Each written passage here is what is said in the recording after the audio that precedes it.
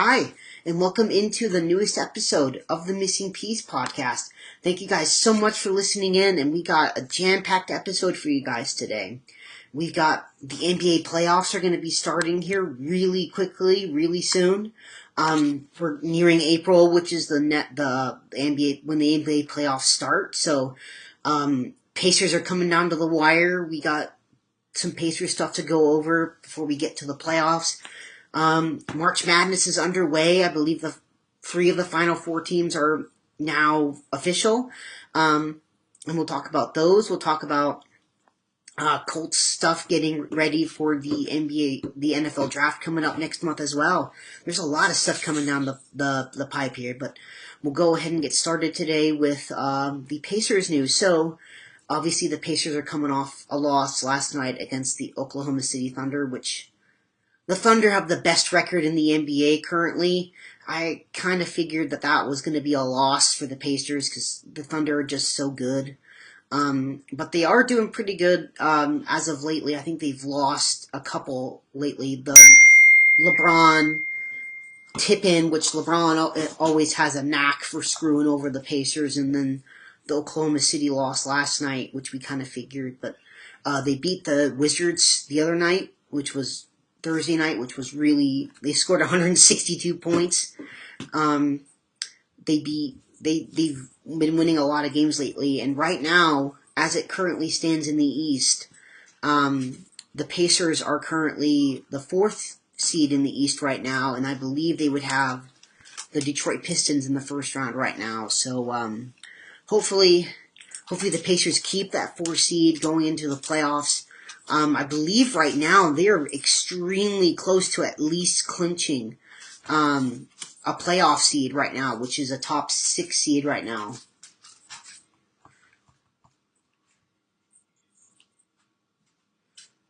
So they're extremely close to clinching at least a playoff spot, which is a top 6 seed. And I believe they only have about 7 games left. So I know they play Sacramento at home tomorrow, which I'm going to that game, so I'll be posting for you guys. They play Charlotte at home, Utah at home, Cleveland twice, once at home, once away, and Orlando at home. So I believe that's 6. Maybe there's another game in there I'm missing, but it's coming down to the wire, and hopefully the Pacers can hold on to that 4 seed. You got the Pistons at 5, you got Milwaukee at 6, you got the Knicks at 3, which it's still possible for the Pacers to catch up to New York for the 3 seed, but it doesn't seem likely. And then you got Cleveland and Boston at 1 and 2. So, potential first round matchups the Pacers could have. I think you're looking at probably Detroit or Milwaukee as their first round opponent. Hopefully they don't fall down to 6 and they get the Knicks in the first round, which that would be disastrous. But you're probably looking at Milwaukee or Detroit. And if I was a Pacers fan, I'd kind of want Detroit because Detroit's a little inexperienced, and the Pacers have beaten the Pistons 3 out of the 4 times we've played them this year. So we'll see. This season's really coming down to the wire. We're approaching the end, so keep on listening to the podcast, and we got you guys covered here for the Pacers stuff. March Madness stuff. So 3 of the final 4 teams are set currently, and that's Florida, Duke, and Houston. Right now, I believe Michigan State and Auburn are playing for that last Final 4 seed. Final 4 spot. Purdue made it to the Sweet 16. Good for Purdue. Matt Painter's got them really well coached. And they gave Houston a scare. Houston barely won that game off a last-second shot. So, hopefully Purdue will come back better next year, and it's going to be sad for college basketball to end. But it'll be nice because you got baseball coming up now with the Cubs and all them. I think there weren't really any surprises in this tournament this year. There really wasn't any, lower seeds that made it. very far this year, so it was kind of a quiet year on the madness side of things. So hopefully next year we get some more madness stuff, and then we'll go over some Colts stuff. So the NFL draft is coming up here next month in April. So I believe it's about time we'll go over some of the Colts needs now that free agency is kind of done. Going into free agency, I think the Colts needs were tight end, anything in the secondary, and defensive line and linebacker. They took care of that secondary need in free agency with signing Cam Bynum, bringing in Charvarius Ward. I still think they could use another safety just to have a third safety on this team in case somebody does go down with an injury. But I don't think you need to take a safety like extremely early anymore. Same thing with corner. I think you could add in another corner into that competition for corner too, but I don't think they're going to take a corner early anymore. So I think the updated needs for this team for the Colts are tight end still. That's the big one for tight end. Offensive line. Now that you lost Ryan Kelly and you lost Will Fries in free agency, offensive line has now become an issue, and especially with the depth of the offensive line, that's become a really big issue. And then defensive line I still think is an issue, whether it's edge or whether it's defensive tackle, and linebacker as well. So we'll go over each of those positions on this team. And we'll go over prospects as well for each of those that I like. So tight end, the only 3 tight ends on this Colts roster right now are Drew Ogletree, which I believe Drew Ogletree is going to be part of this team next year. I think Drew Ogletree has done enough to warrant giving him another year. But the other 2 are big question marks. So you got Jelani Woods, who's the big tight end that I really don't know what he is at this point, because it's been 2 straight years that he's been hurt and has not played at all. So hopefully you get an answer on Jelani Woods here next year. And then same thing with Will Mallory this upcoming season as well. He's shown flashes, but he hasn't really shown me anything outside of those flashes. So hopefully tight end, I think, is a really big need for this team, and I do think they're going to go tight end pretty early in this draft because they have met with Colston Loveland and Tyler Warren and Mason Taylor, who are the big 3 at tight end this year in the draft. So, and those 3 are the tight end prospects that I like, as it so happens. So round 1, there's going to be 2 tight ends that go round 1. You got Warren and you got Loveland. So Tyler Warren is the guy that can do everything for you. He can block, he can catch it, you can line him up at quarterback because he played quarterback in high school for Wildcat and stuff. You can line him up at fullback, you can line him up at running back. You can do everything with Tyler Warren. The problem is I don't think Tyler Warren is going to be there at 14. As we get closer, I feel less and less confident that he'll be there. I think the Colts will probably have to move up for him. And then with Loveland, I really like Colston Loveland. If you want a really good receiving tight end, that's what Colston Loveland is. He's more of like a Travis Kelce, Sam Laporta, where he's not a really good blocker, but he's really good at catching the football. So I don't think you can go wrong with either one. And then Mason Taylor is just a little bit of both.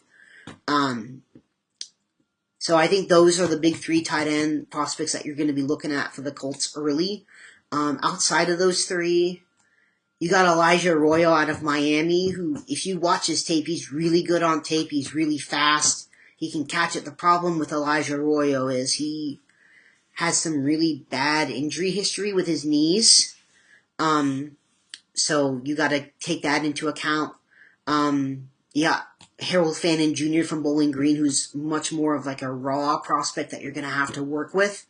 So if you take Harold Fannin, you're going to have to use him in like a an HVAC kind of role where you get the ball out to him underneath pretty quickly, and he catches that way. So, and then the other guys, you got Terrence Ferguson out of Oregon, Mitchell Evans out of Notre Dame. You got Thomas Fidone from Nebraska. Like, those are day 3 guys, but I think the Colts are probably going to take a tight end very early in this draft. So watch out for that one. Offensive line, I think you could go offensive tackle or guard in this draft class, because it depends on where they view Matt Gonzalez at. If they view Gonzalez as a right guard, then you're probably taking a right tackle to replace Braden Smith, whose contract is up after next year. If you view Gonzalez as a right tackle, you have that replacement for Braden Smith in-house already. You need a right guard. So, some round 1 guys I like for this Colts team. I love Armand Membou. I don't think he's going to be there at 14, but I'll just say I love Armand Membou, and I think Membou would be a perfect right tackle, and you kick Gonzalez inside to right guard. But I don't think Armand Membou just did so amazing at the combine and his pro day. I don't think he's going to be there at 14. As far as the guards go, there's a couple of them. So you got Tyler Booker from Alabama. So Tyler Booker, he's good in a vacuum. What I mean by that is Tyler Booker, if you get him moving outside, he's okay. But if you get him on this Colts offensive line, which they do like a zone blocking scheme, which is you stay in your zone and you block that way, I think Tyler Booker would be a really good guard for you. And he's got a great personality on him, so I do think the Colts would like Tyler Booker. If you move down from 14 and you took Gray Zabel from North Dakota State, that to me would be you'd get an easy hit, like a double, like in baseball. That'd be an easy hit. It wouldn't be a home run pick, but it would be an easy double play, like pick. Like, that'd be a very safe one for the Colts, with Gray Zabel, who can play anywhere on this offensive line, wherever you need him to go. So, those would probably be the ones I'd look for round 1. Round 2, for tackle, you got Josh Connerly from Oregon, Ariante Isery from Minnesota, Jonah Savini from Arizona. You kind of got a guy in Wyatt Milam from West Virginia who can play tackle or guard. You got Tate Ratledge from Georgia, who's a guard, which if you want like another guy with a mullet next to Tanner Bortolini, that would be Tate Ratledge. Donovan Jackson from Ohio State I really like. Donovan Jackson's a guy that can play both right guard and right tackle. He played right tackle last year for Ohio State because Ohio State had a lot of injuries on that offensive line. So kind of out of necessity, they kicked him out to right tackle. And he played pretty well at right tackle, but it's one thing to play right tackle in college, and it's another to play right tackle in the NFL. And I think in the NFL, he's probably going to be a right guard. But you'd like to have that in your pocket, that if you had Donovan Jackson, he could kick out the guard if you need him to. So Donovan Jackson's a good one. Jackson Slater from Sacramento State is another guy that can move around on the offensive line. It can play anywhere you need him to. If you're looking at Gonzalez moving to right guard and you need a backup swing tackle, Chase Lunt from UConn would be a really good one that can play either tackle spot. Trying to think of some other ones that I like. I think those are the big ones. And then we'll go to defensive line. So the edge, we'll start with edge rushers. So edge rushers in this class, I think you're going to have, on this Colts team, you have Latu, you have Tyquan Lewis, you have Samson Ebukam, and you have Kwity Paye. The problem is with Kwity Paye, Ebukam, and Tyquan Lewis, all 3 of their contracts are up after next year. So the only edge rusher that you have on this team that's locked up long term is Laiatu Latu. So you might want to look at edge rusher in this draft class. So Some edge rushers round 1 that I like. You got Mike Green from Marshall. I really like him. It depends on James Pierce Jr. from Tennessee. I really don't know if, it depends. He's not my cup of tea, but he might be the Colts' cup of tea. The one I think that Chris Ballard would really like is Shamar Stewart from Texas A&M. And that's like the perfect Dio Dangbo replacement in his mind. A guy that can play inside and outside. So look out for Shamar Stewart. And I've said that multiple times. And it makes sense. He has the build that Ballard likes. Some other ones that I like. Jack Sawyer from Ohio State I like. JT Tuimoloau from Ohio State I like. I like the 2 Ohio State guys. Landon Jackson from Arkansas. These are round 2 guys. There were some other ones. I think those are the only ones I can think of right now. But defensive tackle. You look at defensive tackle on this team. Yes, you have Buckner and Stewart, and those 2 are primarily going to be your starters, but long term, they're both 31, and 2-3 years down the line, when they're like 33, 34, I don't think you're going to have, sorry, my dog's here. I don't think you're going to have, Buckner and Stewart for very long. So you got to start, if you're Chris Ballard, you got to start thinking about life after Buckner and Stewart. So, and this is a very good defensive tackle class. So we'll go over some of the ones that I like in this draft. So round 1, obviously you got Mason Graham, but there's no way Mason Graham's going to make it to 14. And if he does, there's something going wrong. The one I really like is Walter Nolan from Ole Miss. I really like Walter Nolan, and if you can move down from 14 to, like, say, 20, and you can get Walter Nolan and you get extra picks for it with him, I would call that an A+. I love Walter Nolan. I think he'd be perfect, and he would get snaps right away, because you would be taking Grover Stewart out on obvious passing downs when it's like 3rd and long and you know the opposing team's going to pass. You take Grover Stewart out and you put Walter Nolan in as your pass rushing defensive tackle. And I think putting Walter Nolan in that defensive tackle room, and Walter Nolan would be your future at defensive tackle. I think that's a really good start to it. Obviously you got the other Michigan guy, Kenneth Grant. Again, I wouldn't take him at 14. You would have to move down from 14 to take him, and I'd feel comfortable with it. Some guys, day 2. I love Darius Alexander, who's from Indiana. He's from Fort Wayne, Indiana. He went to Toledo. Darius Alexander is another guy who you can kick outside to edge rusher, and you can have him at defensive tackle. I really like Darius Alexander a lot. He's really good. So Darius Alexander's a really good one. Alfred Collins from Texas.